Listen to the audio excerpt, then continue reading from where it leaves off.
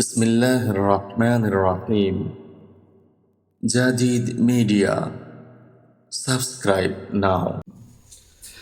আসসালামু আলাইকুম ওয়া রাহমাতুল্লাহি ওয়া বারাকাতুহু। আজকে আলোচনা করব একজন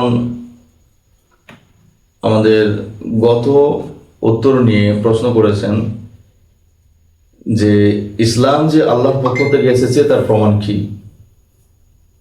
আমি গত প্রশ্নের উত্তরে বলেছিলাম যে ইসলামকে মানবো কেন, তার চারটা কারণ দেখিয়েছিলাম। ইসলাম দাবি করেছে এই চারটা কারণ আমাকে মানতে হবে। তো এই কথাগুলো ওনার ঠিক একটা পছন্দ লাগে না, বা কোনো একটা সন্দেহ জেগেছে, কটকা জেগেছে, যার জন্য তিনি আবার প্রশ্ন করেছেন যে ইসলাম যে আসলে আল্লাহর পক্ষ থেকে এসেছে তার প্রমাণ কি। আমি আপনাকে ভাই এভাবে বলবো, ইসলাম যে আল্লাহর পক্ষ থেকে এসেছে বা কোরআন যে আল্লাহর পক্ষ থেকে এসেছে এর বড় চারটা প্রমাণ আছে। চারটা প্রমাণ। প্রথম নম্বর হচ্ছে, কোরআন পৃথিবীতে এসেছে এ পর্যন্ত না হলেও প্রায় কিছু কম বেশি ১,৫০০ বছর আগে থেকে। ১,৫০০ বছর আগে থেকে নিয়ে এই কোরআন বিশ্বব্যাপী পৃথিবীর সমস্ত মানুষকে ওপেন চ্যালেঞ্জ করে আসছে। কোরআন ১৪০০ বছর বা ১,৫০০ বছর আগে থেকে এই কোরআন প্রকাশ্যে চ্যালেঞ্জ করে আসছে, যদি আমি কোরআন যে আল্লাহর পক্ষ থেকে অবতীর্ণ হয়েছি এ বিষয়ে যদি কারোর সন্দেহ থাকে, কোরআন ঠিক এভাবে বলা হয়েছে, যদি তোমরা সন্দেহ করো যে এটা আল্লাহর কিতাব নয় বা আমি আল্লাহর কিতাব নয়, তবে তোমরা এর মতো করে আরেকটা সূরা বানিয়ে আনো, আর একটা সূরা বানিয়ে আনো। আবার কিছু কিছু বক্তা বলেন বা মুফাসসির বলেন, তারা এভাবে লিখেছেন, যদি তোমাদের সন্দেহ হয় যে কোরআন আল্লাহর বাণী না, তাহলে তোমরা একটা সূরা না, একটা সূরা তো অনেক বড় হয়ে যাবে, তাহলে তোমরা একটা কমপক্ষে একটা আয়াত বানিয়ে আনো। সূরা বাকারার ২৩ নম্বর আয়াতে এই কথা বলা হয়েছে। এছাড়া আরো অন্যান্য জায়গাতে আছে কথাটা, আমি একমাত্র এখানে সময় সংক্ষেপের কারণে একটা আয়াতের কথা বললাম। তাহলে হে অবিশ্বাসীরা, যদি তোমাদের সন্দেহ হয় যে কোরআন আল্লাহর বাণী না বা আল্লাহ নাজিল করেনি, আল্লাহ পৃথিবীর মধ্যে পাঠাননি কোরআনকে, তাহলে তোমরা কোরআনের মতো, কোরআনের কোনো একটা সূরার মতো করে একটা সূরা বানিয়ে আনো, অথবা পরিপূর্ণ একটা সূরা লাগবে না, একটা কমসে কম একটা আয়াত বানিয়ে আনো। সেই সময় সেই জামানাতে আরবের সবচেয়ে বড় বড় কবি সাহিত্যিকরা, তারা একটা সূরা তো দূরের কথা, একটা আয়াতও পর্যন্ত বানাতে পারেনি। এমনকি আজও পর্যন্ত দুনিয়ার কোনো মানুষ পারে নাই, আগামীতেও পারবে না। তাহলে আমরা যাকে বলি আমাদের নবী, বিশ্বনবী হযরত মুহাম্মদ রাসূলুল্লাহ সাল্লাল্লাহু আলাইহি সাল্লাম, যিনি দুনিয়ার কোনো শিক্ষাগারে, স্কুল কলেজ ভার্সিটি এসব পড়াশোনা করে না, এইরকম একজন মানুষ হঠাৎ করে তার ৪০ বছর জিন্দেগিতে, ৪০ বছরের জিন্দেগিতে বা ৪০ বছর বয়সে হঠাৎ করে এইরকম কথা কিভাবে বলতে পারলেন? যদি এটা মহান আল্লাহ তাবারক তাআলার পক্ষ থেকে নাজিল না হয়, তাহলে উনি ৪০ বছর পরে এই কথাগুলো, এইরকম ঐশ্বরিক বাণী কিভাবে উনি বলতে পারলেন? এবং ওপেন চ্যালেঞ্জ করলেন যে যদি তোমরা পারো এর মতো করে একটা সূরা অথবা একটা আয়াত তোমরা বানিয়ে আনো। সে জামানার বিখ্যাত বিখ্যাত কবি, সাহিত্যিক, গবেষক, তারা শেষে তার নিজে গ্রহণ করেছে, কবুল করেছে যে না, আমাদের দ্বারা সম্ভব নয়, হার মেনে নিয়েছে। আজও পর্যন্ত কোনো মানুষের, কোনো বিজ্ঞানের, কোনো গবেষকের ক্ষমতা হয় না এই চ্যালেঞ্জকে গ্রহণ করা এবং তার মোকাবিলা করার। আমিও আজও চ্যালেঞ্জ করছি আমার ভিডিওর মাধ্যমে বা প্রশ্নের উত্তরের মাধ্যমে, যদি কেউ থাকে সৎসাহসী, শিক্ষিত জ্ঞানীগুণী মানুষ, আসুন সামনাসামনি বসি, বা আপনি পারলে কোরআনের আয়াতের মতো বা সূরার মতো একটা সূরা অথবা ছোট্ট একটা আয়াত আপনি বানিয়ে এনে দেন।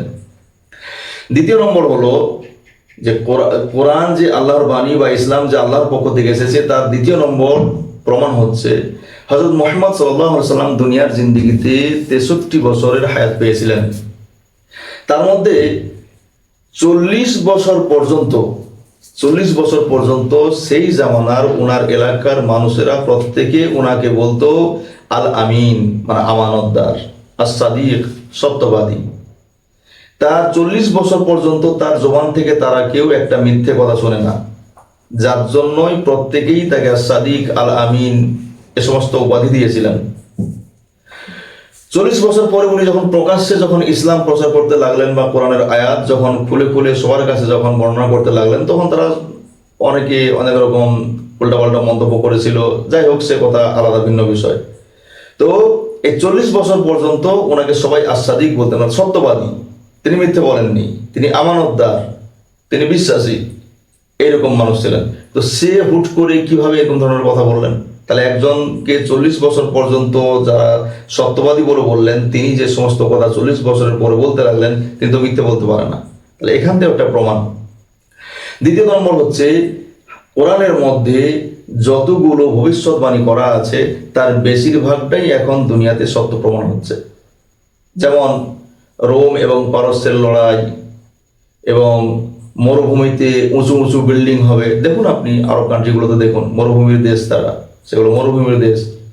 আগে কিছুই ছিল না, শুধু ধুধু মাঠ, কিন্তু এখন সেই মরুভূমিতে ব্যাপক ব্যাপক উচ্চ উচ্চ বিল্ডিং, সব উঁচু উঁচু বিল্ডিং তৈরি হচ্ছে।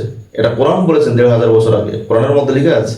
এবং রোম পারস্যের লড়াইয়ের কথাও লেখা আছে, যেটা হয়ে গেছে, কোরআন নাজিলের অনেক পরে হয়েছে, অথচ কোরআন নাজিল অনেকদিন আগে হয়েছে, তখন এই কথা বলা হয়েছে। তাই এর দ্বারাও একটা প্রমাণ পাওয়া গেল যে কোরআন আসলে আল্লাহর বাণী, আল্লাহর পক্ষ থেকে নাজিল হয়েছে। এবং তৃতীয় নম্বর যেটা হলো প্রমাণ যে কোরআন আল্লাহ নাজিল করেছেন, আল্লাহর বাণী, তৃতীয় নম্বর প্রমাণ হচ্ছে 1400 বছর আগে কোরআনে এমন কিছু কথা আছে যা বিজ্ঞান প্রমাণ করেছে আজ এই মাত্র কয়েক শত বছর আগে বা কয়েক যুগ আগে প্রমাণ করতে বলেছে, যেটা কোরআনে 1500 বছর আগে বলা হয়েছে। যেমন ভ্রূণ, প্রেগনেন্সি মহিলার মধ্যে যে ভ্রূণ থাকে, যখন গর্ভ হয়, তখন ওই ভ্রূণ 3টা অন্ধকার স্তরের মধ্যে থাকে। কোরআনের সূরা আজ-জুমার 6 নম্বর আয়াতের মধ্যে বলা হয়েছে ভ্রূণ 3টা অন্ধকার স্তরের মধ্যে থাকে, 1 নম্বর। দ্বিতীয় নম্বর হচ্ছে মহাবিশ্ব সারাক্ষণ আস্তে আস্তে আস্তে আস্তে বড় হচ্ছে, রাবারের মতো ধীরে ধীরে সরে সরে সেটা বড় হচ্ছে, সম্প্রসারিত হচ্ছে। সূরা আজ-জারিয়াত 47 নম্বর আয়াতের মধ্যে কোরআন 1500 বছর আগে বলেছেন যে সারা মহাবিশ্ব মুহূর্তে মুহূর্তে, প্রতি মুহূর্তে সম্প্রসারিত হচ্ছে, যেটা বিজ্ঞান কয়েক শত বছর আগে প্রমাণ করেছেন। তৃতীয় নম্বর হচ্ছে লোহা পৃথিবীর কোনো জমিনে প্রথম সৃষ্টি হয় না, লোহা এসেছে আসমান থেকে। আল্লাহ সুবহানাহু ওয়া তাআলা 1500 বছর আগে সূরা আল হাদিদ এর 25 নম্বর আয়াতে ঘোষণা করেছেন লোহা এসেছে আসমান থেকে, পৃথিবীর জমিন থেকে নয়। এবং চতুর্থ নম্বর কোরআনের মধ্যে বলা হয়েছে সমুদ্রের মাঝখানে, 2 সমুদ্রের মাঝখানে অদৃশ্য পর্দা দিয়ে দেওয়া হয়েছে। সূরা আর-রহমান 19 থেকে 20 নম্বর আয়াতের মধ্যে আল্লাহ সুবহানাহু ওয়া তাআলা 1500 বছর আগে বলেছেন যে 2 সমুদ্রের মাঝখানে অদৃশ্য আকারে পর্দা দিয়ে দিয়েছি।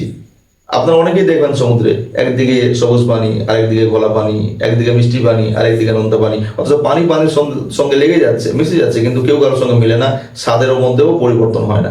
তাহলে এগুলো একজন নবীর উপরে নাজিল হয়েছে আচানক, ওনার বয়স যখন 40 বছর ছিল।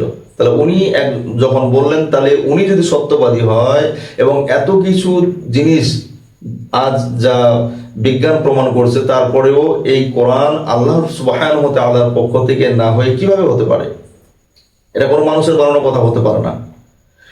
তাহলে এরপরে আরো উত্তর আছে, ইনশাআল্লাহ আগামীতে দেওয়া হবে। আরো অনেকগুলো প্রমাণ আছে যে কোরআন বা ইসলাম আসলে আল্লাহ সুবহানাহু ওয়া তাআলার পক্ষ থেকে এসেছে বলে, এর আরো অনেক প্রমাণ আছে এবং চ্যালেঞ্জও করা হবে ইনশাআল্লাহ। চ্যালেঞ্জের বিষয়ে অনেক কথা আছে, আগামীতে হবে ইনশাআল্লাহ। তাহলে আজকের এই পর্যন্তই, আবার আগামীতে দেখা হচ্ছে ইনশাআল্লাহ। আসসালামু আলাইকুম ওয়া রাহমাতুল্লাহি ওয়া বারাকাতুহু।